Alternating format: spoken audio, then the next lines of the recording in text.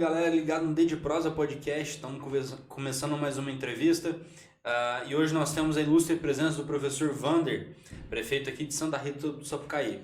Gostaria de agradecer nossos patrocinadores, Viva Vox Telecom, oferecendo a melhor qualidade de internet da região. Dom Rafone, hambúrgueres artesanais, o cara faz um hambúrguer espetacular. Recomendo, quem não conhece, procure conhecer, vale a pena. E quem já conhece já tem ciência da qualidade. E também a Star Móveis, que ofereceu essa linda mesa para que a gente pudesse trabalhar. Meu outro anfitrião é o Rodrigo. Boa tarde, pessoal, tudo bem? E hoje vamos conversar com o professor Vander um pouquinho, né? Vamos, Rodrigo. Seja muito bem-vindo, professor. Muito obrigado aqui pela oportunidade, Luiz Fernando, Rodrigo, a gente trocar umas ideias, ter uma conversa alegre, descontraída aqui nesse momento. Espero que o pessoal goste. Com certeza. Professor, para abrir então o podcast, para a gente começar essa nossa conversa, gostaria de perguntar para o senhor quem que é o Vander? Essa pergunta é complicada, né? Tem que ser um psicólogo para fazer essa pergunta. Claro, né? O Vander é uma pessoa que teve uma família, eu nasci em São Lourenço. Sim. Meus pais eram comerciantes e num determinado momento da minha vida eu optei por fazer eletrônica, gostava muito de eletrônica. Sim. Frequentava aqueles radiotécnicos que consertavam. Uhum. Houve um tempo da história da humanidade que tinha essas pessoas que consertavam rádio, É verdade. a válvula, umas coisas antigas assim. Eu achava aquilo admirável, né? E aí eu fui encaminhando por essa linha e aí tem até uma história um pouco comovente com meu pai do porquê que eu cheguei em Santa Rita do Sapucaí. Mas o Vander é uma pessoa que está aprendendo permanentemente. Quando pergunta quem é o Vander, é uma pessoa que ao longo da minha vida passou a entender que o meu propósito é cuidar das pessoas. Perfeito. E aí, quer seja na família, quer seja pelas escolas onde passei, e hoje quer seja na prefeitura, o meu propósito é esse. Um propósito muito nobre, né? Você acha que esse aprendizado, né, porque nós somos seres em constante aprendizado, ou melhor, creio que assim sejamos, né? Uhum. Você acha que você aprende muito mais do que você ensina? Não tem a menor dúvida, Luiz Fernando. A gente aprende a todo momento. E quando a gente pensa que ainda não tem mais nada que aprender, sempre surgem situações onde a gente aprende muito. Eu sei que o Dr. Daniel vai estar aqui no podcast. Sim, é a surpresa nossa daqui a pouco. Mas um dos aprendizados mais fortes que eu tive na minha vida, depois de estar com a minha vida profissional consolidada, eu descobri um câncer. E eu fui procurar atenção médica. Inclusive algo assim que eu só posso entender que é coisa de Deus, eu estava num banco para pagar uma dívida antes de procurar um médico que eu tinha marcado para poder fazer lá os exames e provavelmente fazer a cirurgia, né? Sim.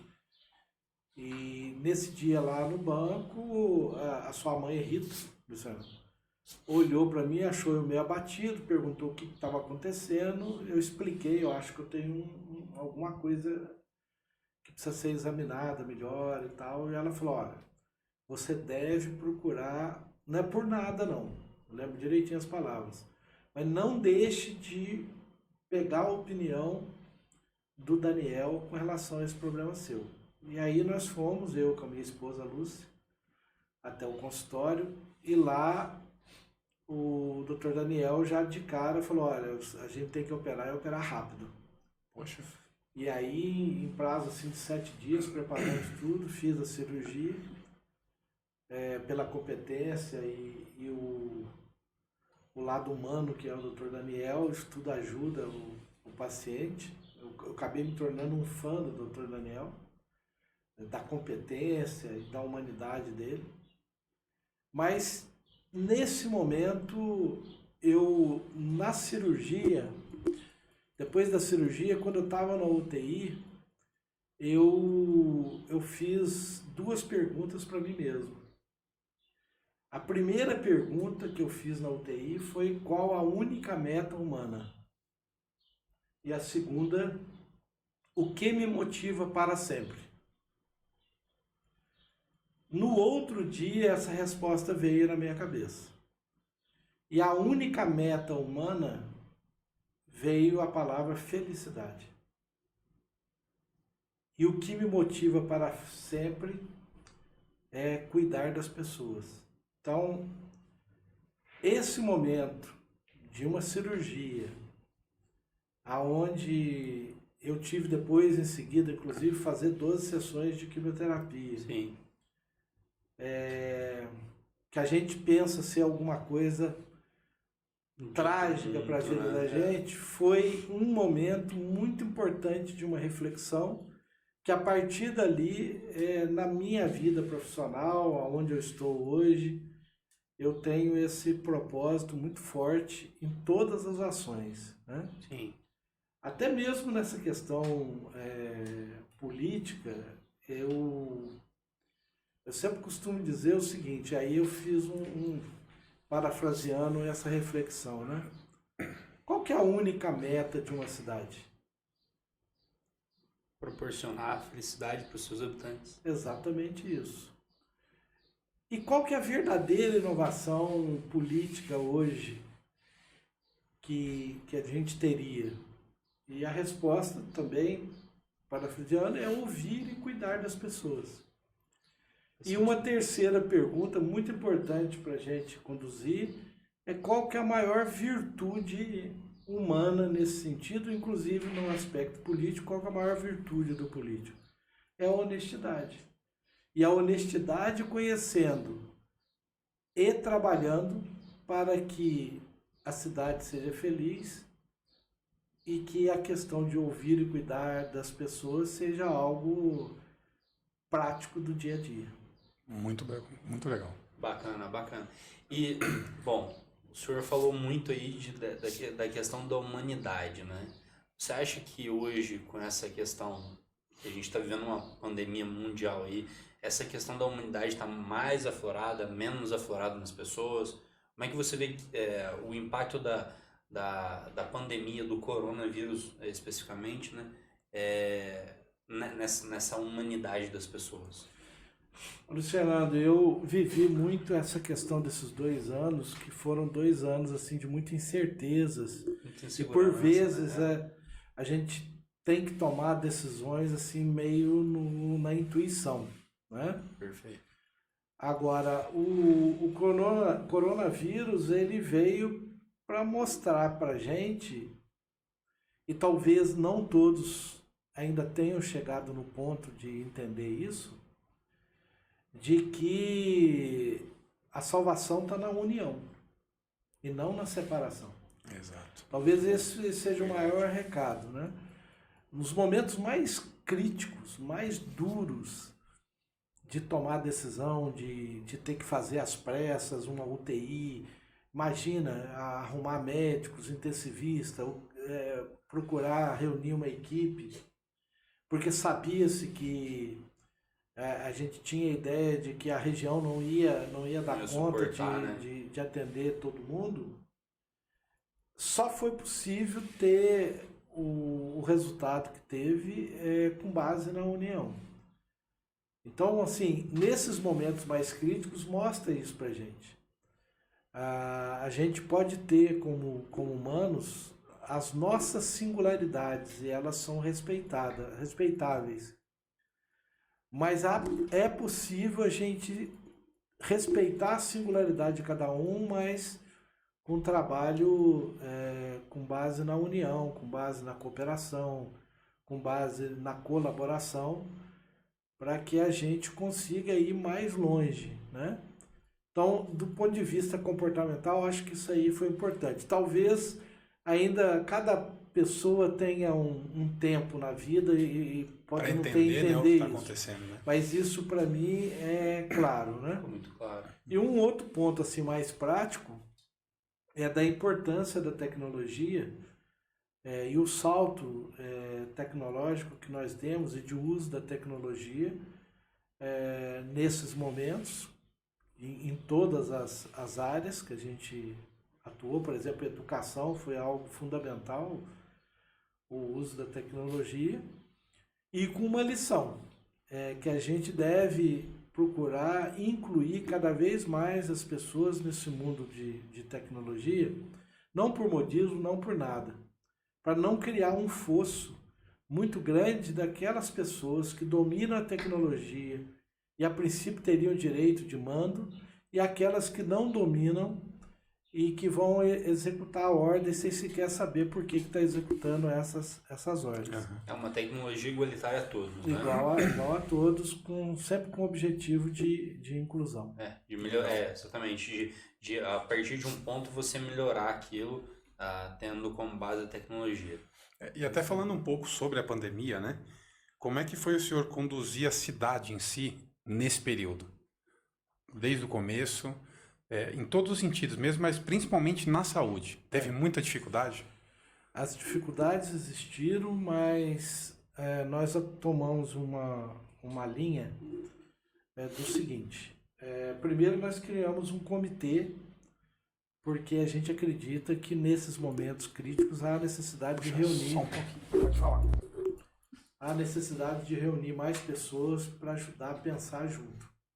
Então nós criamos um comitê, e esse comitê ajudou a tomar todas essas decisões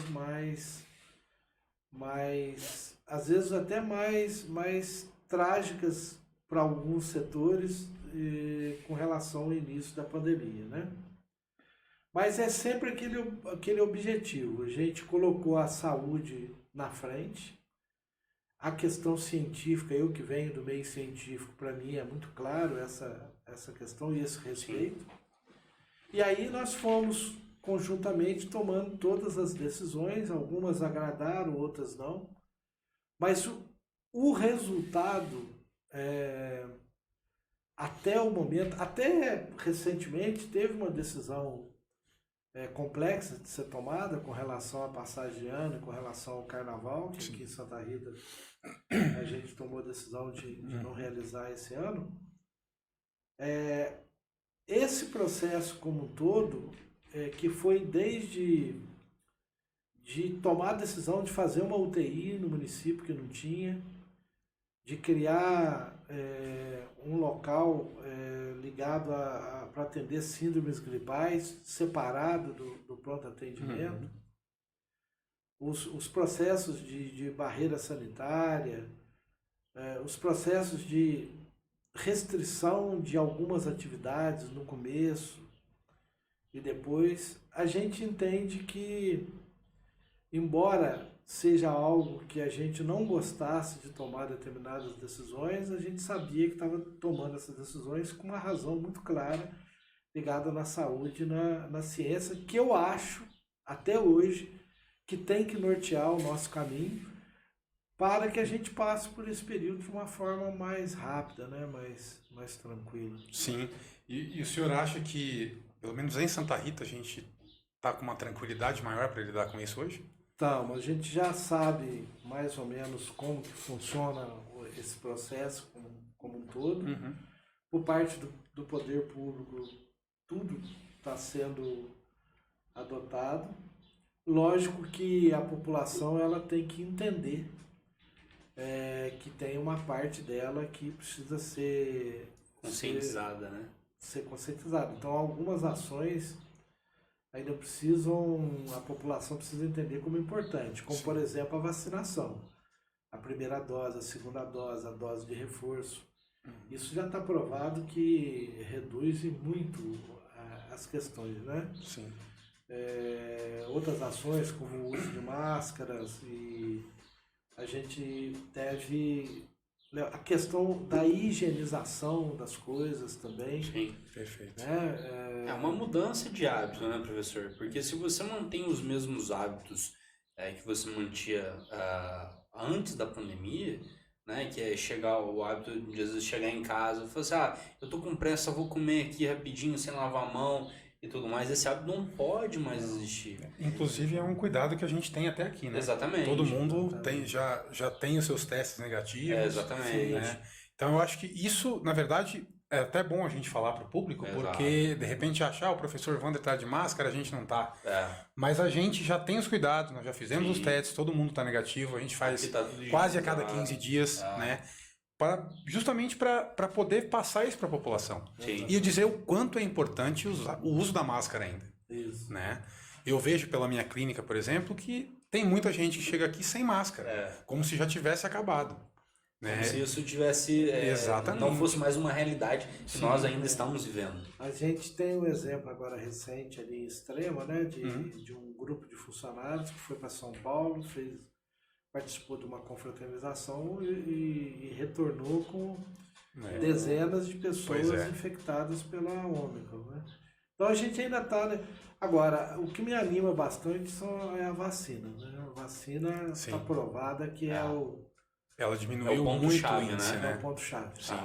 E como é que está essa questão da vacinação aqui no município? Você acha que poderia ser mais eficaz? Você acha que... Nós adotamos aqui um processo de vacinação por agendamento para poder não deixar ninguém de fora. Então é um telefone um atrás do outro. Algo parece meio arcaico, mas que funcionou muito bem. É muito mais eficaz. Agora nós já estamos numa fase da terceira dose, da dose de reforço. As pessoas devem procurar os postos e verificar qual que é a data. Além disso, vai ser comunicado pelos postos de saúde, a gente vai fazer também uma campanha na rádio, para que a terceira dose de reforço o pessoal entenda como tão importante quanto a primeira e a segunda, para a gente ir atravessando de uma forma, esse momento tranquilo aí com essa nova variante que já entrou no Brasil e que já tem transmissão comunitária. Perfeito. Eu, na verdade, estava até com uma curiosidade agora, minha, pessoal. Eu vi pelo site da prefeitura referente a uma empresa que vocês estavam querendo que viesse para Santa Rita, sobre a Heineken. Sim. Aí eu queria ouvir um pouquinho do senhor. Como é que está funcionando? Se existe uma... A Heineken, ela estabeleceu um processo, depois que ela saiu da cidade, que teve um problema lá, parece que ligado à questão do IFAM, que ela saiu, ela estabeleceu um processo de publicar, de abrir uma inscrição através do seu site para cidades que desejem tê-la, né? Sim. E foram mais de 100 cidades mineiras que a gente tem notícia que participou desse chamamento público. E Santa Rita, pelas suas características, por uma questão de termos aqui uma água mineral já instalada no município, tem um lençol freático importante, uma cidade tecnológica, uma cidade também criativa, Sim. que tem o turismo como algo assim crescente no município. Então, em função disso tudo, nós resolvemos nos candidatar. E aí nós mostramos o potencial que a cidade tem, mas a gente sabe que é uma decisão deles. Eles vão analisar todas as questões e verificar para onde eles vão fazer esse investimento. Que legal. E é um investimento de grande porte, né, professor? São bilhões de reais. Caraca, é um investimento realmente de grande porte. E assim, é algo que me chama muita atenção em Santa Rita, porque além de ser sócio junto com o Rodrigo aqui no D de Prosa, eu também sou sócio de um consultório de psicologia, né, que é o Clínica Essencial Saúde e Educação. Então, uma coisa que me chama a atenção aqui em Santa Rita é a possibilidade que nós temos de ser empreendedores aqui na cidade. É uma cidade que eu vejo, que eu olho assim e falo assim, cara, aqui tem uma oportunidade para eu ser empreendedor. Então, a gente tem o primeiro, aqui ó, nós somos os pioneiros do podcast aqui na região, Então eu consigo ser pioneiro também na minha área de atuação, que é psicologia, a neuropsicologia. Então é uma cidade que oferece muitas oportunidades de empreendedorismo. Como é que você vê essas oportunidades que o senhor consegue abrir, não só como prefeito, mas como cidadão dentro de Santa Rita? Então, Santa Rita tem uma tradição, isso a gente tem certeza. E essa tradição em Santa Rita é duas, é da inovação e do empreendedorismo. Eu explico rapidamente por quê. Sim. A primeira prova disso foi o dinheiro do café, e através da visão da dona Sinha Moreira, criar a primeira escola técnica de eletrônica da América Latina e a 7ª do mundo. Isso no final da década de 50. A segunda inovação, esse segundo ato de empreendedorismo foi a criação do Inatel e do primeiro curso de telecomunicações do Brasil. Em seguida veio a Faculdade de Administração Informática, assim denominada na época, que criou o primeiro curso da região de administradores com foco em formar administradores para empresas de base tecnológica. Tudo isso veio num processo de inovação e de empreendedorismo. E esse arcabouço educacional gerou o que nós temos hoje, que são centenas de empreendimentos de base tecnológica. E criou-se o chamado Vale da Eletrônica. Sim. Mas com o passar do tempo, a cidade continua inovando e continua empreendendo. E ela inovou como? Fazendo de Santa Rita um arranjo produtivo local, que é um processo que existe onde cada produto do município de Santa Rita do Sapucaí, ele tem a contribuição de outras 14 empresas. Então isso forma um arranjo dentro do próprio município, que o pessoal chama também de cluster. A ponto do governo de Minas recentemente considerar Santa Rita do Sapucaí um parque tecnológico aberto, a cidade inteira como se fosse um parque tecnológico. Mas há 10 anos atrás, quase, o município deu um outro passo importante, que foi a criação de um movimento chamado Cidade Criativa, Cidade Feliz, que tinha por objetivo, por um lado, conectar culturas com tecnologia para gerar inovação, e por outro, expandir criação no sentido de expandir vocações e talentos existentes no município, criar um ambiente para isso. E esse movimento, durante esses 10 anos, ele foi crescendo e se transformou numa aceleradora de empreendimentos criativos. E daí surgiram vários empreendimentos. Surgiu o festival de jazz, o turismo se desenvolveu, surgiu o evento chamado Hacktown, que é um evento dos maiores que nós temos no país hoje. Sim. Eventos ligados à gastronomia. Enfim, foi um evento que ele acabou se transformando até mesmo num projeto de educação para a cidade. Então, tudo isso mostra que Santa Rita ele tem essa vocação, ele tem essa tradição da inovação e do empreendedorismo. Sim. Mas mais do que isso, a vocação do município de Santa Rita do Sapucaí é a segunda palavrinha, Cidade Feliz, que eu falei lá no começo. Sim. Não por acaso, a bandeira do município de Santa Rita do Sapucaí tem um lema, cunhado a talvez, a gente não tem notícia da data, mas nos primórdios, quem bolou A logo ali, né? a logo, que é 2 ramos de café, um brasão, tem um dizer. E esse lema está em latim, Angulus Ride, que significa cantinho feliz. Então repare que talvez há 100 anos atrás, há um pouco mais do que isso, alguém cunhou um lema que hoje a gente trabalha, porque eu acredito o seguinte, Rodrigo e Luiz Fernando. Para que a gente faz posto de saúde? Para que a gente faz escola? Para que a gente trabalha os modelos educacionais adequados na escola? Por que as pessoas empreendem? Por que tem podcast? Por que tem...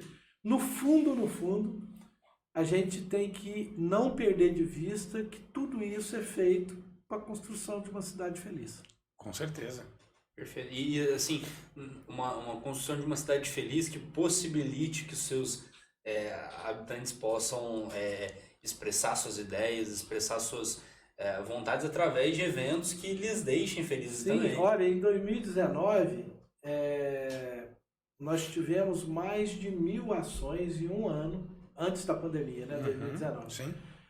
1.000 ações presenciais ao longo do ano. Então mostra o quanto que estava efervescente esse movimento, que deve ser retomado com muita força. Uhum. Tudo junto desse arcabouço tecnológico, tudo. E com uma característica muito interessante. O poder público, ele é um elo que faz parte disso tudo, mas ele não é dono disso. Quem é dono são as pessoas. Eu até costumo dizer que a gente trabalha uma ética muito apropriada para um evento como esse, que é uma ética cunhada por Winnicott, que é a ética do cuidado, que resumidamente significa o seguinte: cuidar é mais do que proteger, cuidar é fazer com que as pessoas existam. Então esse evento é criar um ambiente para que as pessoas empreendam, para que as pessoas se destaquem, que brilhem. E o poder público, ele fica mesmo na situação de apoio, sem querer apropriar disso, porque por vezes poder público colocar o dedo significa matar, significa ser tóxico. É melhor que ele fique nos bastidores apoio, ali, né? E o que interessa para ele? Projeto de cidade feliz, está todo mundo empreendendo, todo mundo se desenvolvendo. Perfeito. Sim. E a cidade é pujante nesse sentido. Sim. Muito legal. Eu queria perguntar para o senhor até uma curiosidade. O senhor como formação é engenheiro. Sou. O senhor acha que toda essa característica de ter passado pela engenharia, ter passado ali pela direção de algumas escolas, você acha que isso formou esse caráter de querer um município mais feliz, pessoas mais felizes? Ajudar o próximo, né? Exatamente, ajudar o próximo. Então, eu vim para Santa Rita com 14 anos para estudar na Escola Técnica de Eletrônica, e quando eu era estudante, o primeiro evento que me chamou muita atenção aqui foi um evento que se chamava Festival Estudantil da Arte. Nós estávamos numa escola de eletrônica, aprendendo eletrônica, e os estudantes promoveram um festival de artes, fazendo essa conexão de tecnologia com artes. Que, aliás, a palavra tecnologia vem de tecne, que significa artes. Então, no fundo, não tem muita diferença das duas coisas. Isso foi formando o meu caráter. E eu fui estudante do Inatel, depois eu fui professor da Escola Técnica, professor do Instituto Nacional de Telecomunicações, fui ocupando vários cargos de direção acadêmica e, portanto, ligado à questão educacional. Sim. E depois assumi a direção do Inatel durante 8 anos.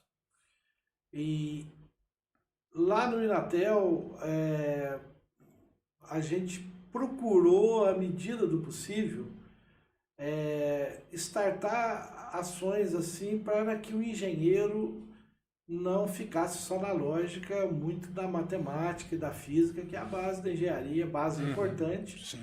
Mas a gente precisa... O professor Navantino Dionísio Barbosa, muito amigo meu, que já faleceu, ele quando foi diretor do Inatel, ele cunhou uma frase escrita assim: aqui nós precisamos formar o homem para a engenharia. Então essa frase me marcou muito. O que é formar o homem? Então o Luiz Fernando lembra disso. Nós criamos um núcleo de orientação educacional, psicopedagógica no Inatel. para poder orientar esses engenheiros, não ficar só nessa lógica. Tem outras dimensões do conhecimento humano que eles precisam conhecer. Sim. Criamos uma disciplina chamada Humanidades, que a gente trabalhava dentro do Inatel. Criamos o Inatel Cultural. Fomos criando situações, a construção do ginásio, do teatro Inatel, o centro ecumênico, situações que a gente acreditava que era para a formação Do indivíduo. do indivíduo. Sim. E daí eu fiz uma pós-graduação, Fernando, em planejamento educacional, e a pós-graduação tinha o seguinte lema: formar um homem para a engenharia, um lema, uma necessidade. E a conclusão da minha monografia foi que o engenheiro ele deveria estar inserido num modelo educacional que envolvesse a tecnologia, que é excessivamente, assim, essencialmente a vida deles, Sim. o empreendedorismo, Sim. como uma forma aí de despertar o sonho, de realização, de ir para frente. A arte e cultura como forma de alterar a consciência e de humanização. E a ética e a cidadania para dotar ferramentas para os engenheiros para que ele possa decidir melhor quando deparado com os dilemas da vida contemporânea. Esse modelo é que nós trouxemos para a cidade, no movimento Cidade Criativa, Cidade Feliz, que abordamos a tecnologia como forma de inclusão, o empreendedorismo como forma de despertar o sonho e de realização, a arte e cultura como forma de alterar a consciência, de humanização. Aqui a gente faz uma diferença um pouco da cultura com o lazer. O lazer, você vai num show, fica alegre, é importante, é necessário, é fundamental. Mas a cultura aqui é quando a gente tem um bate-papo e aqui a gente consegue eventualmente refletir sobre questões que não refletiria, uma palestra, um teatro, um filme. Então seria esse campo. E a ética e a cidadania, porque há necessidade das pessoas para decidir melhor, ter ferramentas no campo da ética para que ele decida melhor. Então, isso tudo, esse modelo, nós trouxemos da academia para a cidade e é o que norteia o movimento Cidade Criativa, Cidade Feliz no município de Santa Rita do Sapucaí até hoje. Que bacana. Pode falar? Não? Pode perguntar. Sobre a criação da escola bilíngue, você também tenta adotar esse mesmo modelo na Escola Parque? Na realidade, nós construímos uma escola parque, porque ela está inserida no parque, o parque está sendo em construção, então as crianças, no modelo pedagógico de aprendizado delas, elas vão usufruir desse parque. E também a novidade, aí uma inovação, de ser a primeira escola pública do estado de Minas Gerais bilíngue. O município é um município tecnológico, um município que tem várias empresas, é um município que permanentemente ele tem uma vocação de educação de vanguarda, o município de Santa Rita do Sapucaí. Ele se destaca em várias áreas. Se você for na APAI, ele se destaca. Se você for nas escolas técnicas, ele se destaca. No curso superior, ele se destaca. Então, onde existe educação no município de Santa Rita, a gente tem uma força muito, muito grande, pessoas muito competentes. A questão do bilíngue não é um modismo, é uma cultura para que essas pessoas, essas crianças, que eventualmente estão numa situação econômica mais difícil, elas possam mexer a sua mente no aspecto desse caldo cultural, de poder dar saltos maiores do que ela imagina que poderia dar. Então, nós estamos muito imbuídos desse projeto, de plantar semente, porque a gente não faz isso da noite para o dia, a educação demora tempo, de plantar essas sementes. Já estamos construindo a segunda escola, no sentido de, quem sabe, transformar Santa Rita do Sapucaí a primeira cidade aonde o ensino público no país é um ensino bilíngue. E assim, até pensando no futuro de formar cidadãos mais conscientes do mundo e Isso. não só do regionalismo, né? Criar cidadãos com um propósito de tipo, eu tenho bagagem suficiente do ensino público para ir para fora do Brasil ou para fora, sabe, tentar alguma coisa lá fora para que eu possa empreender, né? Ser feliz. Ou, se tiver oportunidade fora, formar cidadão para o mundo. Sim. Pessoas que vão poder interagir de forma global. E com mais facilidade também, né? Sim, Sim. Porque eu acho que... mais uma chance que a gente está dando. Exato. Aham. Desculpa eu te interromper, porque eu acho que hoje, aqui em Santa Rita, não graças a essas iniciativas, mas fora daqui, por exemplo, São Paulo, onde eu conheço muita gente, morei muito tempo, a gente vê que a condição para esse tipo de situação é muito precária. O governo em si, eu acho, o governo do estado de São Paulo principalmente, tem uma certa dificuldade quanto a isso, né? E é legal ver a prefeitura daqui de Santa Rita fazendo isso pelo cidadão. Eu acho muito importante, Então, né? É uma luta pelo cidadão, né? Na realidade, assim, a única chance que esse país tem é a educação. Não tem outra. Então, tudo que você puder fazer é porque é a única. Sim. Não tem... Trabalhar em cima disso, não né? tem outra questão. Era isso que a gente queria que todos os políticos pensassem, Nossa, né? como Isso seria bom, seria... professor? Mas tem que- E deixa eu perguntar outra coisa para o senhor. Referente, eu estava dando uma lida, inclusive no que eu ia perguntar, sobre as cidades que se reinventam. Santa Rita foi chamada para Foi. participar, né? Conta um pouco sobre isso para a gente, o que Então, seria... do valor econômico? Isso. Do valor econômico, eles estão fazendo uma reportagem de várias cidades que se reinventam, como o próprio nome diz, que estão o tempo todo inovando no sentido de acompanhar Sim. toda essa evolução que a gente tem nesse mundo contemporâneo, nesse mundo até meio maluco, meio líquido, meio, né? E eles procuraram Santa Rita por esse modelo que eu acabei de falar rapidamente para vocês. Sim. E isso que nós abordamos para o repórter. E aí ela teve uma pequena participação na reportagem, mas que nos honrou muito, porque É o reconhecimento. o país tem 5 mil... são quantos municípios? Eu acho que- 5.570 municípios. Você, um veículo de comunicação como valor econômico. É um veículo muito importante. De assim, referência, de né? referência. Ele escolhe. O município não é um município grande, é um município de 44 mil habitantes. Sim.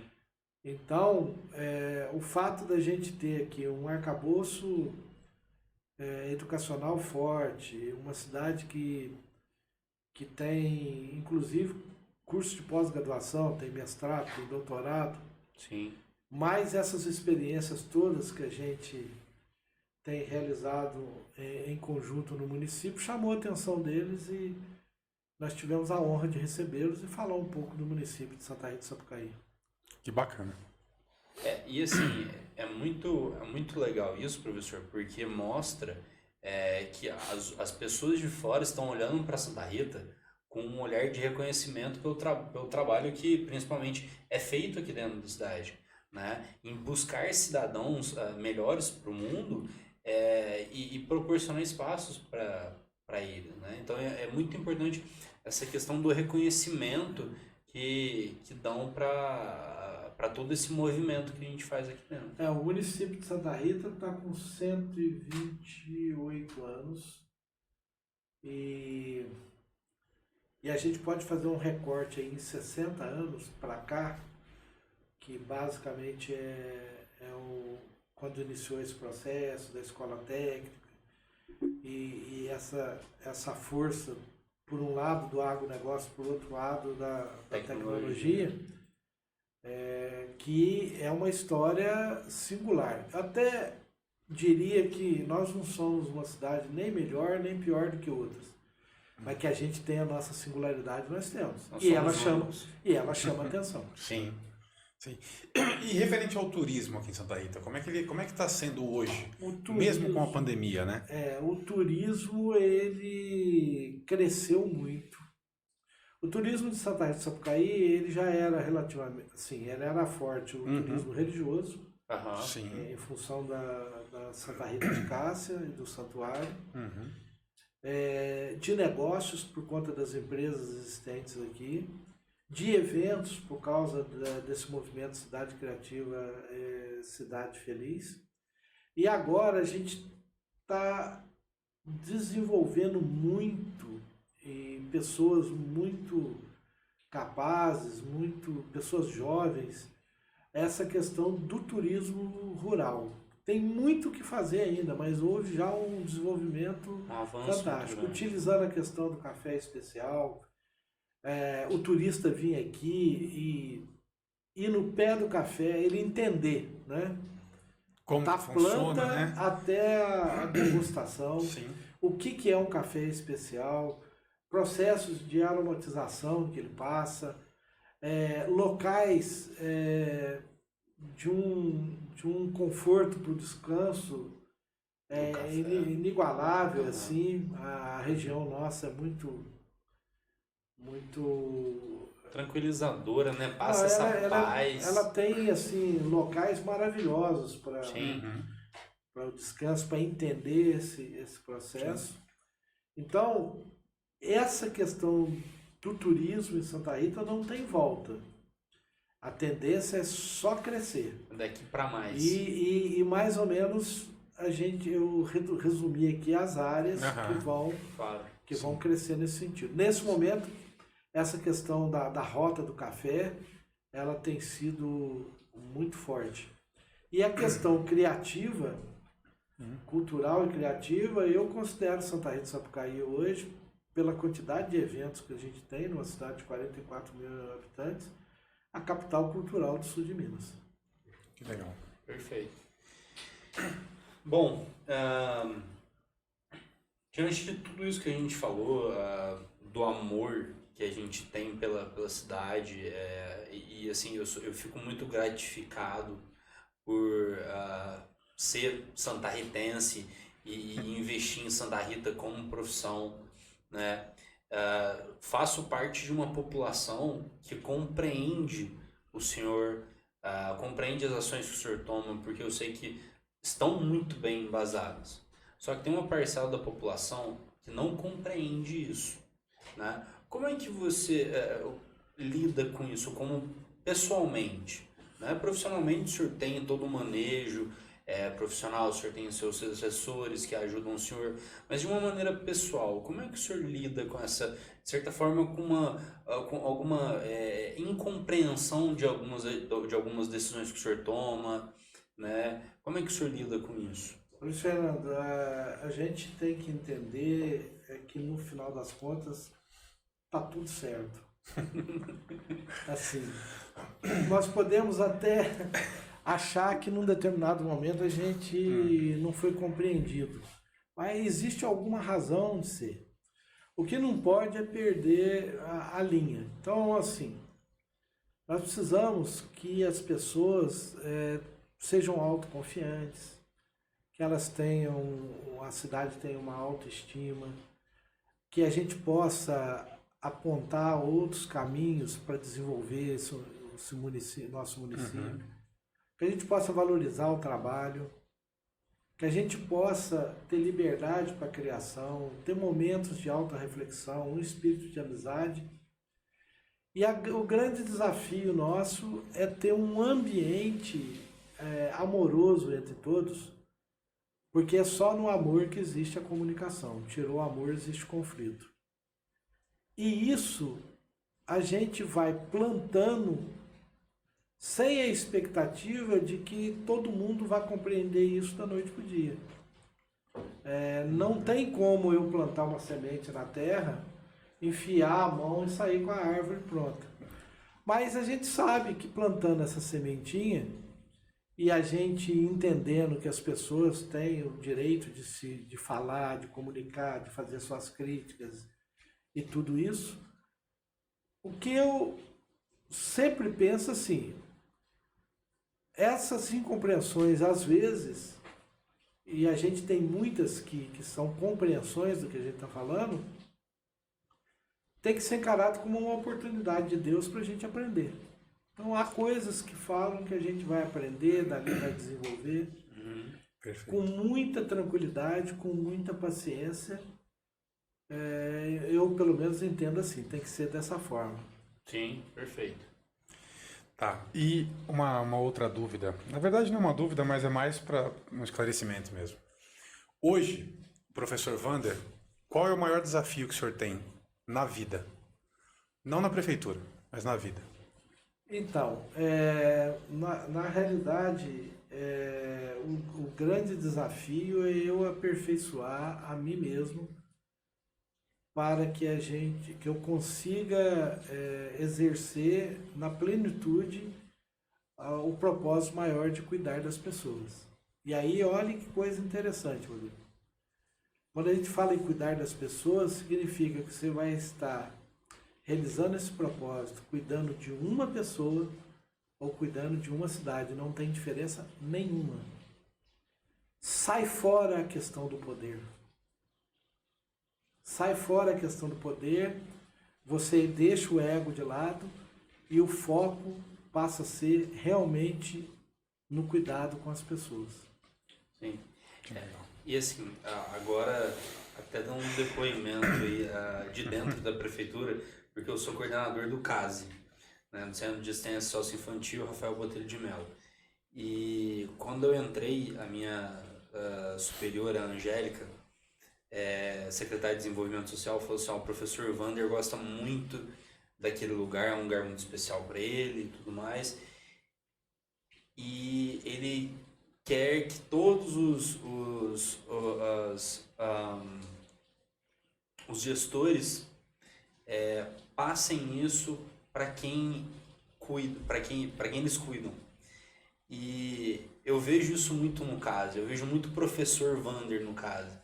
Eu vejo muita disponibilidade de quem trabalha ali para que o próximo, independente de quem seja, possa chegar ali e sair muito bem Acolhido, né? acolhido, exatamente. Então, de uma perspectiva mesmo de dentro da prefeitura, eu enxergo a figura do professor Vander como uma figura que exala esse cuidado, né? Essa necessidade de você olhar para o outro, claro que com todas as questões não só burocráticas, mas as questões profissionais envolvidas, mas é um ponto-chave que norteia meu trabalho dentro da prefeitura, é justamente esse cuidado com o próximo. Né? E eu, assim, acho que isso é um legado que o senhor deixou dentro da prefeitura, dentro da cidade, é esse cuidado, esse carinho com o próximo. Legal.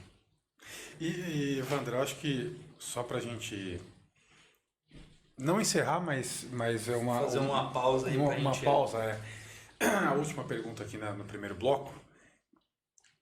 Por que o senhor decidiu entrar para a prefeitura, não, desculpa, para a política? Foi alguma oportunidade ou o senhor já tinha isso em mente? Não, eu nunca tive isso em mente. O deputado Bilac Pinto, junto com o ex-prefeito Jefinho, foram até minha casa. Eu tinha acabado de concluir a direção do Anatel. E eles me fizeram o convite para ser vice-prefeito do então prefeito Jefinho, no sentido de ajudar a desenvolver a Secretaria de Ciência, Tecnologia, Indústria e Comércio do município. Eu relutei um pouco, porque eu não entendia muito bem essa questão. Como funcionava? Mas eu aceitei para poder dar essa contribuição. E também porque eu já tinha em mente tentar a possibilidade de começar um projeto de cidade criativa, cidade feliz, que repare que eu falei, iniciou Sim. numa monografia de um curso de engenharia que eu explodi para a cidade. Sim. Então isso me motivou, né? Só que a partir daí eu fui entendendo melhor a questão da política no sentido do P maiúsculo dela, Sim. porque os gregos antigos, Rodrigo, eles diziam o seguinte, que as pessoas que olhavam para o coletivo, as pessoas que olhavam para o bem coletivo de uma cidade, eles eram chamados de políticos. E as pessoas que olhavam para o umbigo, eles eram chamados de idiotes, que hoje, se a gente traduzir, significa idiota. Então, nesse sentido puro da política, eu fui aprendendo e aí achei que eu tenho uma missão, por um tempo determinado, lógico, de colaborar com esses conceitos novos da política, e estamos aí até hoje. Mas o convite foi feito pelo deputado Belac Pinto, pelo ex-prefeito Jefinho, para cuidar de uma área Da ciência. da ciência. Que legal, muito bem. Perfeito, então. Gente, nós vamos fazer uma pausa para que a gente possa arrumar aqui e a gente venha para a segunda parte do bloco já com o Dr. Daniel. E logo em seguida estamos de volta. Abraço. Salve, galera, estamos aí com a segunda parte do D de Prosa Podcast. Agora nosso convidado é o Dr. Daniel Nassar, oncologista lá de Pouso Alegre. E juntos aqui nós quatro vamos bater um papo sobre a perspectiva que esses dois profissionais aí eles têm da saúde no município. Joia? Dr. Daniel, seja bem-vindo. Muito obrigado. Tudo bem, Fernando? Tudo bem, jóia? Rodrigo? Tudo jóia. Dr. Wander? Tudo bem, doutor Daniel? Tudo jóia. Alegria estar aqui. Muito obrigado pelo convite. É uma honra estar aqui. E nós vamos falar alguma coisa, eu acho que mais genérica, Perfeito. acerca do atendimento especializado no câncer e tal, mas eu acho que é uma coisa bem leve, bem tranquila. Tá? Só com o objetivo de deixar o pessoal de alerta, como que nós conseguimos ter uma informações sobre isso. Tá? Perfeito. Bom, aproveitando esse momento pandêmico que nós estamos vivendo, como é que vocês sentem que está a relação sanidade e saúde da população que tem chegado para vocês aí, né? Como é que está essa relação? As pessoas estão mais sensibilizadas, mais conscientes, mas elas também estão mais voltadas a uma saúde mental mais baixa. Como é que vocês estão percebendo isso aqui nesses momentos que a gente tem vivido? Bom, o que nós enxergamos aí é o seguinte: dentro desse cenário extremamente, cenário do ano passado, do final do ano passado até agora meio desse ano, foram os piores momentos talvez que nós passamos. Esse momento foi um momento de as pessoas que tinham consciência limítrofe da situação, que eram aquelas que elas ainda não aceitavam muito, que elas ainda tinham uma visão de uma condição de negação da pandemia, porque existe um número muito grande de pessoas dizem que isso foi autoinduzido, mas nós vimos que não, a mortalidade foi altíssima, a saúde em colapso no mundo, tá? E todos os setores da economia com deficiência. Então, nós vimos o seguinte: nós vimos que as pessoas que estavam com essa consciência pouco abalada em relação à prevenção, a isolamento, elas caíram em si e tentaram fazer algo que propiciasse. E aí vem um fator muito importante: propiciasse, porém, sem afetar os ganhos financeiros ou a parte da questão trabalhista e tal, a saúde dela e dos entornos. Tá? Mas houve sim um ganho da população em relação à consciência. Eu acho que, mas foi uma veiculação maciça. Sim. E a veiculação de uma forma que não é um apelo, que é uma verdade, com uma mortalidade altíssima. Sim. E pessoas que tinham uma consciência, e não era uma consciência tão sustentada, de evitar isolamento, evitar contatos, ficar permanecendo em casa. Essas mesmas pessoas, elas estavam falando hoje, mas estavam na porta do hospital daqui a uma semana, que perderam familiares. Sim. Então, aquelas que não engoliram mastigando, foram forçadas a engolir. Né? Teve que ser uma conscientização mais intensa, né? Na verdade, foi incisiva, né? Foi uma conscientização incisiva, foi uma conscientização que foi obrigada a ela. Mas eu acho que sim, imposta, a palavra imposta. Mas eu não sei se a memória é meio de peixe ou não, porque a tendência é que se fale em voltar tudo ao normal. Eu acho que depois dessa pandemia, o normal vai ser o que nós aprendemos da pandemia. Eu acho que é um novo normal, né? É um novo normal. Por exemplo, até o professor estava falando ali no bloco anterior, que teve algumas medidas que ele precisou tomar, né? Como não realizar alguns eventos e tudo mais. Então, às vezes, optar por isso é pensar a longo prazo para que não haja prejuízo dentro da cidade, para que seja uma cidade mais... Não é só a cidade, né? A população, os ambientes sejam mais seguros e tudo mais, né? A frase mais certa que eu ouvi na pandemia veio do Wander. Foi: como que pode um bicho que mata com água, sabonete e álcool fazer esse estrago todo? Por quê? Porque o veículo de transmissão não usa álcool, sabonete e água. Quem que é o veículo? É o próprio, somos nós. Sim. Que colocamos a mão na mesa e esse contato de superfície está ali, entendeu? Então, não te falei, mano, num determinado momento, que a frase mais certa que eu ouvi. Mais sábia, né? Mais sábia. O bicho é tão fraco que ele morre com água e sabão. E álcool. E faz um estrago danado, ou seja, ele sobrevive por questões comportamentais. Né? Se o ser humano tiver o comportamento adequado, né? Ele não é nada. Exatamente. Se você tem uma mudança de hábito efetiva, né, você tem uma mudança de cenário pandêmico. E aí isso vem de encontro a uma situação. Por quê? As questões de saneamento básico, essas questões estão resolvidas.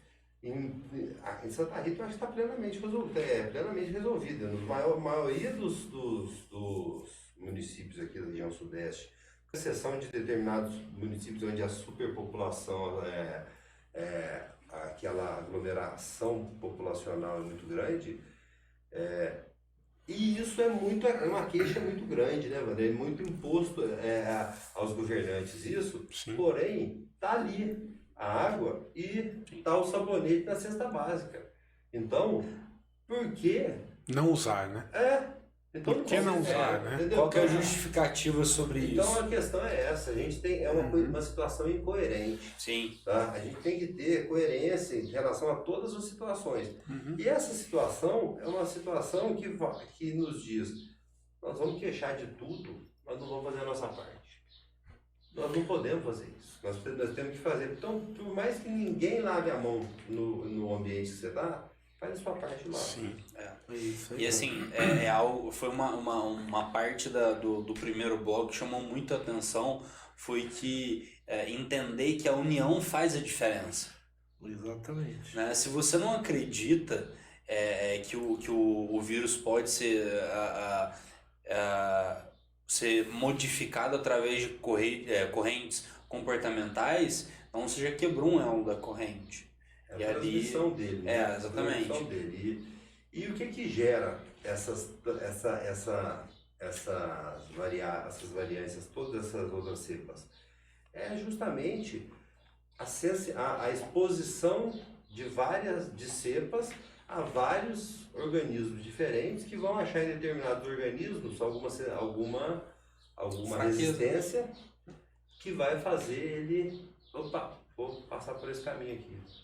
E aí surge um pouquinho mais resistente. É aquela história da KPC, da bactéria super resistente que há alguns anos nós tivemos, do uso indiscriminado do antibiótico, né? Quando o Ministério da Saúde determinou o uso da receituária em 2 vias. Porque você ia até uma farmácia e comprava antibiótico. Como se comprasse pão, né? Exatamente. E uma bactéria, ela começou, ela foi um pouco espertinha e falou assim, esse antibiótico eu já conheço. Pô, driblou ele. Daqui a pouco driblou um pouquinho mais forte, foi driblando e começou e teve uma bactéria super resistente que levou a óbito de muita gente. Muitas pessoas, entendeu? Então isso, os organismos vivos, eles tendem a se adaptar ao meio, né? Então o meio para os organismos patogênicos, ele não deve ser um meio propício, não deve ser um meio adequado. Perfeito. Eu acho que isso daí, essa situação estava falando agora há pouco aqui, extraoficialmente, que o Covid tem muito de filosófico para mim. Como vocês aqui sabem, eu acho que quem estiver me vendo e me conhece, sabe que eu sou uma pessoa de muita fé. E que Deus não mandou isso à toa. Tá? Isso daí é muito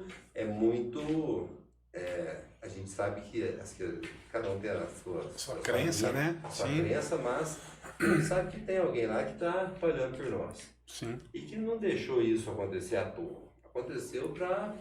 Mas eu acho que nem ele sabia a proporção que ia tomar. Eram tão donas... Cada esquina tinha 5 médicos conversando. Tinha 50 mil médicos conversando em Santa Rita, tinha 150 mil em Pouso Alegre. Porque todo mundo vira médico. E todo mundo sabe tratar. Entendeu? E aí...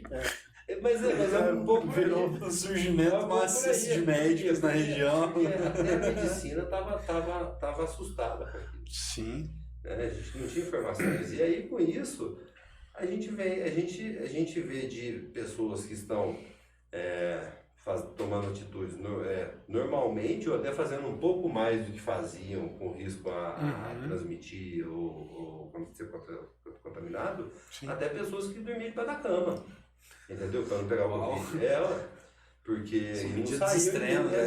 A gente via, e dentro desse leque, eu acho que tem as pessoas que procuravam se informar, mas o melhor tipo de informação é a científica, mas a científica nem sempre é traduzida, interpretada de forma adequada pelo leigo. Sim. Mas houve uma conscientização maciça também, e eu acho que em determinado momento, depois que aí medidas executivas tiveram que ser adotadas. Sim. O grande problema foi esse, né? Que a gente precisou chegar nesse ponto para poder... Mas teve que ter uma série de comportamentos anteriores para que se chegasse nisso. As medidas executivas também, assim, imposição. Imposição. Não pode isso, não pode aquilo, não pode aquilo, mas... E isso foi muito criticado, mas... Se essas medidas não tivessem sido adotadas aí, a gente agora estaria perpetuando aquele ciclo, e isso e a memória de peixe que eu falo, memória de peixe, é a questão do o peixe olha no aquário, te vê, e depois ele não dá a volta no aquário e não lembra mais você, né? Porque ele não fala oi de novo. Sim. Então a memória de peixe as pessoas não conseguem entender que essa calmaria que nós estamos vivendo é decorrente das medidas executivas que foram adotadas, exclusivamente. Sim. Não foi uma atitude médica nem nada disso, porque a atitude médica era levar o paciente a tratar para Deus curar. né? Igual da forma, mas Sim. as medidas de controle da população, de restrição e tal, foram medidas executivas adotadas assim, adotadas em nível político, né, mano? É engraçado que a gente percebeu durante esse tempo todo que as medidas preventivas, eventualmente a cidade, como é o caso de Santa Rita do Sapucaí, que optou também por construir uma UTI de forma emergencial, porque sabia que Itajubá e Pouso Alegre, as duas cidades mais próximas aqui, ia ter Uma necessidade de colapso desafogamento, né? de UTI. E a comunicação, e aí nesse sentido eu percebi assim, a população queria que o prefeito falasse, doutor Daniel, dizendo o seguinte: olha, nós estamos tendo que tomar essa atitude restritiva por causa disso.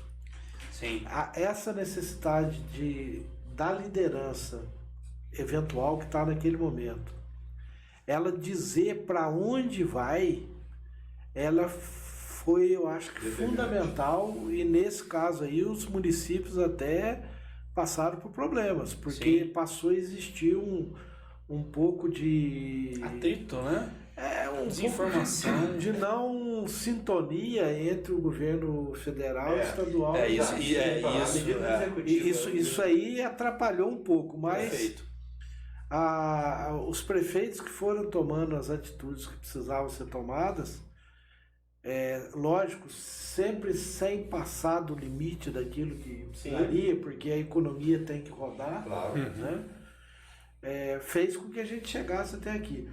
Doutor Daniel, hoje mesmo eu estava comentando, eu fui nos PSF agradecer o pessoal da saúde e desejar um feliz ano novo. E estava comentando com eles lá o seguinte: a memória de peixe. O pessoal já esqueceu que em Santa Rita do Sapucaí, uma cidade de 44 mil habitantes, nós tivemos 400 infectados. Nossa. E a UTI transbordou em 40%. Caramba. Foi um terror. Atendendo Mas pacientes já estão exclusivamente esquecendo. daqui. Atendendo pacientes exclusivamente daqui. Assim, Muito pouco de fora. Muito pouco Teve de fora. alguns de fora, mas 90% A daqui. maioria predominante daqui. e aí você pensa, se você amplificar isso num serviço de referência. Nossa. Um serviço de referência, realmente. aí é uma É um estrutura. colapso Uma gigantesco, estrutura né? que é grande, é uma estrutura que trata de patologias, elas não são emergenciais, mas elas são patologias com necessidade de tratamento rápido, porque elas são potencialmente fatais ou potencialmente impactam num prognóstico a médio e longo prazo. Sim. Tá? E aí você se volta só para uma patologia, só para um Covid. E esquece os outros. Isso leva a um desespero que não está sendo veiculado, mas que nós, por exemplo, a oncologia. Como a oncologia, do ponto de vista ideal e da Sociedade Brasileira de Cirurgia Oncológica e Oncologia Clínica, eles driplaram a situação. Eles driblaram de forma a sugerir para os gestores, e aí a gente não tem como fazer isso para a cidade de Santa Rita, porque Santa Rita tem o Hospital Antônio Moreira da Costa.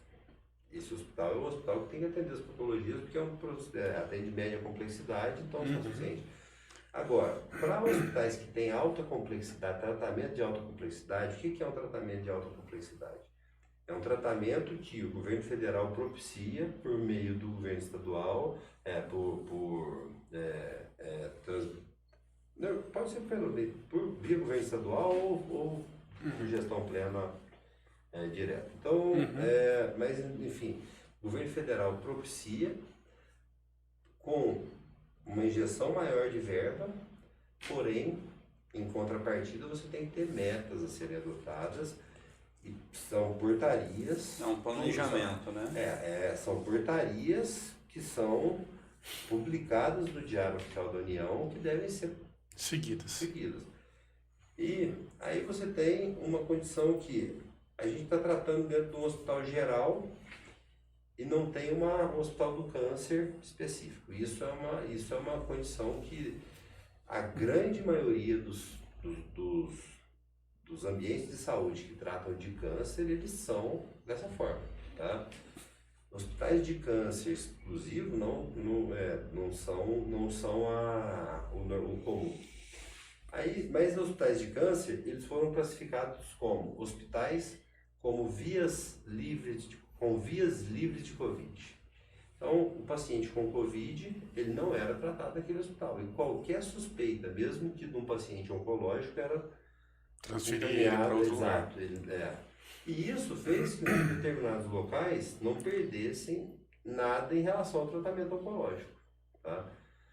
Mas a grande maioria não foi assim. E o impacto hoje é identificação e diagnóstico de pacientes que há um ano atrás tinham o resultado dos exames, e a gente faz uma análise retrospectiva e eles eram plenamente curáveis. Aquele mesmo paciente, ele passou em um médico, o médico orientou e tal, mas ele falou, o quê? Não sai daqui de jeito nenhum da minha casa. E ele voltou agora. Agora ele tem doença metastática com possibilidade de cura baixa e com impacto no prognóstico. Então essa condição é o que nós vamos encontrar agora nessas patologias que exigiam Cuidado mais prévio, precoce. né? Aí, no caso, é como se fosse nós encontraremos mais dificuldades em doenças que necessitariam de mais prevenção. Na verdade, qual que vai ser o impacto disso? O impacto disso é um hospital via livre de Covid, ele seria oneroso no momento daquele para fazer igual a China subir o hospital rápido, seria muito oneroso naquele momento, ter que tirar, mas existiu o fundo emergencial. Talvez um fundo emergencial para uma macropopulação aqui seria adequado. E aí ia gastar tudo aqui, mas ia atender ali, fazer no ano que passou durante a pandemia, 1.200 cirurgias para ser um hospital de alta complexidade sério. Uhum. Isso aqui fez com que os pacientes, esse paciente que ia para a via livre de Covid, ele ficaria internado 3, 4 dias, seria submetido a um procedimento cirúrgico rápido, a quimioterapia seria eletiva, Então, o que acontece? Isso daqui gastaria dinheiro para subir o hospital, mas o funcionamento seria o mesmo funcionamento que já estavam acostumados, que os outros hospitais estavam acostumados. Sim. Agora não, agora esses pacientes chegaram aqui, eles estão chegando para dentro do hospital. E ao chegar dentro do hospital, eles estão ficando 30 dias internados, 40 dias internados, 10 dias. E você tem uma exposição mais Não, prolongada. aí você tem mais ônus. Você tem mais dinheiro. Então, se você contar agora os próximos 4, 5 anos, daria para construir 10 desses aqui, Entendi. O interessante, doutor Leandro, me parece que não é só a questão econômica, é um pouco de falta de visão política do governante. Vou dar um exemplo. Aquele hospital que você conhece aqui em Santa Rita, que está parado, Maria Tereza, nesse momento, se utilizasse o hospital como via livre de Covid, como via livre de Covid, já resolveria um tanto de problema. não, resolveria o problema da macro-região inteira, da micro-região inteira. Entendeu? Já está pronto. Aqui, porque Era só o uso dele. exatamente. Então isso é uma situação. Essa situação é uma situação que nós temos esse conhecimento acerca disso. Por quê? Porque nós sabemos que uma pessoa que tem que ser tratada de câncer, em câncer inicial, hoje, nós fazemos cirurgia laparoscópica. Por vídeo. Inicial e pacientes intermediários, por vídeo. Tá? Esse paciente, ele tende a ficar 40% menos hospitalizado. Ele tende a ter complicações muito menores por conta da não manipulação grosseira, da não abertura das cavidades. Sim. Ele tende a tomar menos medicação, tomar dieta precoce e tal. Então, com isso, a gente tende a iniciar um tratamento que seja associado com uma quimioterapia, uma radioterapia, precocemente. E ele tende a repercutir de uma forma melhor lá na frente. Uhum. Se a gente considerar que o mesma pessoa que paga isso daqui agora, com a medicina de ponta, em alta complexidade, é a pessoa que vai pagar lá na frente a aposentadoria de uma pessoa, que é o governo federal que vai fazer tudo isso, não é, Wander? Assim, no final das contas Então, um paciente de 25 anos que tivesse isso daqui agora e que fosse tratado e que por conta dessa demora, desse tratamento precoce, tudo mais rápido, de forma mais rápida, porque a pessoa está melhor, tem condição de fazer tudo mais rápido, ela vai com 30 anos recidivar e com 32 ela vai aposentar. Isso diminui, isso impacta no PIB. Muito. E isso faz com que ele tenha que o órgão que vai fazer o pagamento da aposentadoria gaste com ele o resto da vida. Sim. No momento de vida útil, de vida produtiva. Porque você Então, tem ali todo o tempo de trabalho dele. Imediatista burra. Sim. A verdade é essa. A economia imediatista burra é baseada em outras situações que aí não vem a nossa Competência, mas que impactam lá na frente de uma forma muito prejudicial. Muito negativa, né? Muito prejudicial, e isso não é para mim, não é para o paciente. E nem só para o governo, é para todo mundo, porque vai ter que tirar dinheiro de algum lugar. Exatamente. E aí, o imposto está aí aumentando, a inflação está aumentando, Sim. o governo a capacidade de compra, a capacidade de Poder de compra diminui, poder né? de compra diminui e tudo mais. Então eu acho que a gente tem que pensar de uma forma global e colocar De forma sistêmica, né? Sistêmica, assim, colocar multiprofissional, o cara, o economista para conversar com o médico, para conversar, porque tendo esses argumentos, isso que eu estou falando é um argumento que é pouco colocado. Não sei se vocês já ouviram alguém falar disso nesse momento. Não.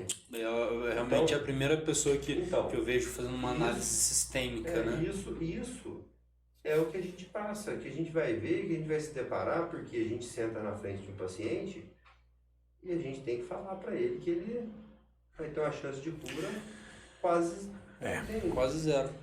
E isso impacta muito. Impacta nele, impacta em mim. Sim.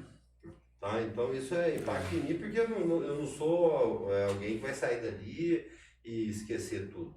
Né? Sim. Nós vamos lutar uma batalha juntos. Sim. Né? Então isso é complicado. Essa situação do Covid, eu acho. Mas também tem aí a gente tem que defender um outro ponto de vista, que nós fomos pegos de calça curta. Não tinha jeito, estava todo mundo morrendo de medo, não queria nem falar no telefone, com medo de pegar do outro plantão. Era isso que nós estávamos conversando, né, professor? Exatamente. Então, nós fomos pegos de calça curta. Isso daí foi uma coisa muito, muito, muito súbita. E eu sou cirurgião oncológico. Eu falava no começo do Covid, eu com meu bisturi, eu arranco esse Covid de todo mundo. Depois de 3 meses, eu fechei meu consultório. Entendeu? Porque eu tava desesperado, paranoico, de medo de pegar o Covid. Entendeu? Porque dou o braço a torcer disso e acho que foi muito adequado, porque eu não peguei Covid, apesar de ter operado muitos pacientes, de ter me exposto e tal, mas a gente sabe que a gente está lidando contra algo que a gente quando a gente não conhece, né? estava sabendo um pouco, né? Mas é isso. É isso, então. Bom, para finalizar, então, esse nosso bate-papo, essa visão sistêmica que a gente pôde trazer aí da cidade de Santa Rita, na visão do prefeito e na visão de um profissional da saúde. Professor, qual que é um recado que você gostaria de deixar aí para o pessoal que está assistindo a gente? Talvez o recado que eu pudesse deixar para o pessoal é que tudo isso que acontece, aí eu vou ser um pouco filosófico e copiar aqui o Dr. Daniel, a gente pode não compreender agora, mas tem uma razão que a gente pode chamar de Deus, que é posto para a gente aproveitar disso e aprender. Sim. Perfeito. O recado é que as pessoas tenham esperança em que tudo isso aí tem uma razão de ser e que vai transformar nós humanos em pessoas melhores. Vamos aproveitar a oportunidade para serem seres humanos melhores. As pessoas têm que saber, eu acho que as pessoas têm que compreender que a gente consegue mover montanha assim. Basta que a gente tenha Fé. É isso. Como diria o Chorão, né? O impossível é só questão de opinião. Então, é isso. E a fé tem que ter. A fé é isso. Eu tenho uma fé que tudo que acontece na minha vida está acontecendo com o propósito de melhorar, mesmo que seja uma turbulência intensa agora. Tá? Então, e eu tenho uma máxima que eu falo na minha casa, que a minha mãe xinga, todo mundo xinga, porque eu falo que é uma visão muito otimista da vida. E é otimista mesmo. Porque nada nunca está tão ruim que não pode piorar. Lady Murphy. É otimista. Então você tem que pensar que você está muito bem e agradecer todos os dias. É isso. Agradecer. Agradecer. A gente tem que ter gratidão de estar aqui, de ter possibilidade e saber que a gente está chorando por uma situação que há 10 anos uma pessoa passou e hoje está muito pior. Então, assim, isso é só uma hipotético, né? Mas a verdade eu acho que é muito por aí. A gente tem que pensar que Deus, o propósito de Deus é sempre que nós melhoremos. Perfeito. Maravilha. Bom, quer agradecer? Gostaria de agradecer então essa discussão que nós tivemos aqui, né, professor Wander e Dr. Daniel. Eu creio que foi muito enriquecedor, porque essa visão sistêmica pouca gente tem. Essa visão de gestão, que a gestão precisa tomar decisões que às vezes não agrada a população, é necessária por conta de vários fatores. Vários fatores, entendeu? Tem verba pública envolvida, tem planejamento anual, tem inúmeras situações que na maioria das vezes a população não compreende, mas é necessário ter paciência e otimismo para que a gente saiba que tudo isso vai passar e vai melhorar. Tá joia? Professor, muito obrigado. Posso convidar o Dr. Wander a permanecer aqui na qualidade de dar uns testemunhos aqui? Com certeza. Olha que surpresa bacana. Será um prazer, então. Mas eu que agradeço vocês aí pela oportunidade, parabenizo aí pela iniciativa. Obrigado. Que é mais uma ação importante aqui para o nosso município, para a região, e estamos na internet, estamos no mundo. Exatamente, né? Com certeza. Isso aí. Então, pessoal, muito obrigado. Muito obrigado a todos aí ligados no Desde Prosa Podcast e até a próxima.